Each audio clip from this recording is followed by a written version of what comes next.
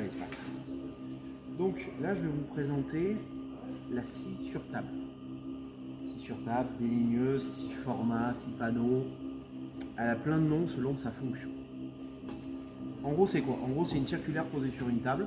On a un guide parallèle ici qui nous sert à déligner des bois dans la longueur, ou on a un guide pour couper d'équerre ou selon un angle choisi. En gros, c'est une circulaire, c'est rien de plus compliqué, c'est juste que pour les grosses pièces, on les pose dessus et on les fait circuler.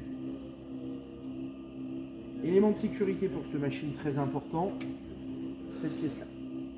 Cette pièce-là, c'est un couteau diviseur. Vous avez la même chose sur vos circulaires et autres. Lorsqu'on va couper un bout de bois, lorsqu'on va le déligner, le couper, en fait, le bois va rétrécir un tout petit peu derrière. Les tensions du bois vont faire que ça va venir serrer notre lame.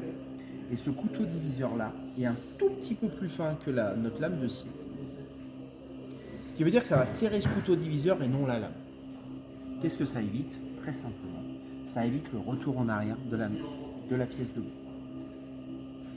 Donc ça, c'est obligatoire sur ces machines.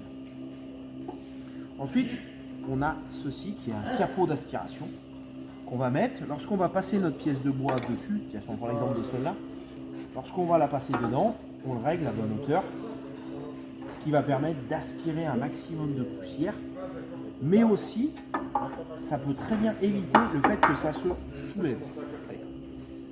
Donc, on peut aussi couper, on peut le déligner de longueur. Vous voyez, là, on a une règle parallèle avec des mesures et on peut se caler à une certaine largeur. Par exemple, là, on va mettre 18. On verrouille et on peut mettre une plaque et ici, ça fera 18 cm. Bois, par exemple, celui-là, je vais le déligner. Hop. Un peu plus pour qu'on comprenne. Là, lorsqu'on va vouloir le déligner, qu'est-ce qui va se passer? On va le passer dedans, on va le passer dedans. Donc là, on va pousser, pousser, pousser. Et vous voyez, à un moment, on va arriver dans une zone dangereuse pour nos doigts. Donc, qu'est-ce qu'on a?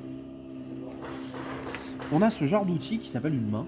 Vous voyez, on en a fait maison et fait usine. Hein, où en fait, on va pouvoir pousser comme ça, dessus, pour le faire avancer. À quoi ça sert? Bah, très clairement, regardez la main, ça parle d'elle-même. Vous voyez les entailles? Bah, toutes les entailles qu'elle a pris, bah, c'est pas vos doigts qui les ont pris. Donc, là, je lève juste le capot pour vous montrer. En fait, lorsqu'on va le passer dedans,